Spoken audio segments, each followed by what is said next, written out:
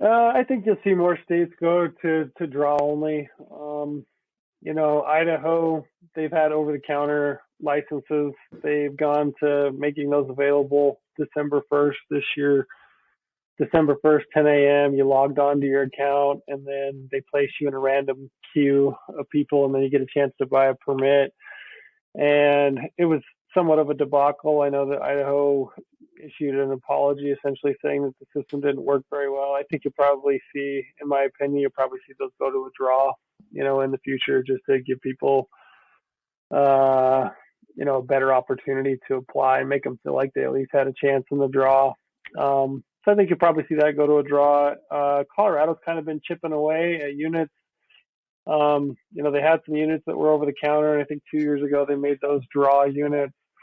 And rumor is that they're considering some more units of, potentially making those draw versus allowing them to be an over-the-counter option. I think you'll probably see more of that. It doesn't necessarily discourage me. If you look at a state, just a single state, it could be discouraging. But I think if you look at, applying or trying to obtain a hunting permit across the West in, whatever state it might be, there's still a lot of opportunity out there, but you definitely can't be passive in your research. You can't really kind of sit by the sidelines and just hope it's going to work out. You have to be pretty actively engaged to know how every state system works and try to obtain a permit. Mm-hmm. Mm-hmm. Yeah, I think, change is hard for all of us, but it's just kind of the reality of where we are, roll with the punches and do the best you can. I think what I'm going to do, and people can take this strategy and use it if they want. What I'm going to do is take more time and focus in the tags I do get, as opposed to spreading myself thin over multiple tags, if that makes sense.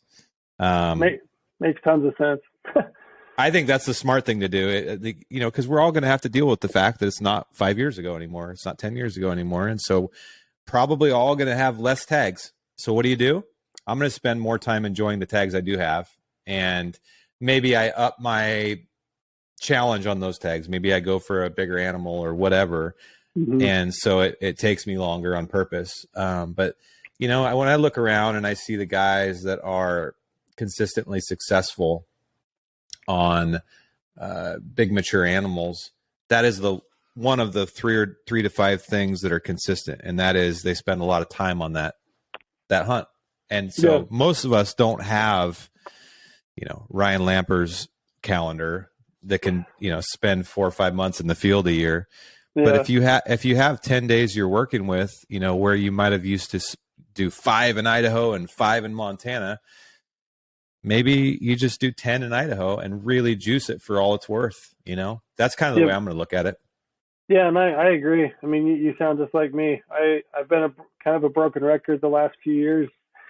A lot of my best animals, quote unquote trophy animals, have come from when I worked for the state, when I worked for the Division of Wildlife, and I essentially had, 2 weeks paid leave. But I was scouting. I had like one tag, and it was usually like a local tag, like a deer tag, or maybe an elk tag if I could draw one, or maybe I had a tag in a state that was nearby. But I spent all my time scouting for that one tag. Found an animal. I hunted that animal as much as I possibly could and hard. And I'll tell you, like, those for me have been the most satisfying hunts. So not hunting 5 different states for a bunch of different species where I don't feel like I can do any of them really due diligence, but like just having like 1 or 2 tags and then just really pouring my heart and soul into that and, trying to make the most of it has been the hunts that I've found the most personally satisfying. So that's what I'm going to do. Well, it's nice to know that I got to get this done by Friday, because Saturday I got to go home, repack, and make sure my wife's not pissed off at me. And then I got to leave again Sunday for 4 days in Colorado. That all sounds really glamorous to people.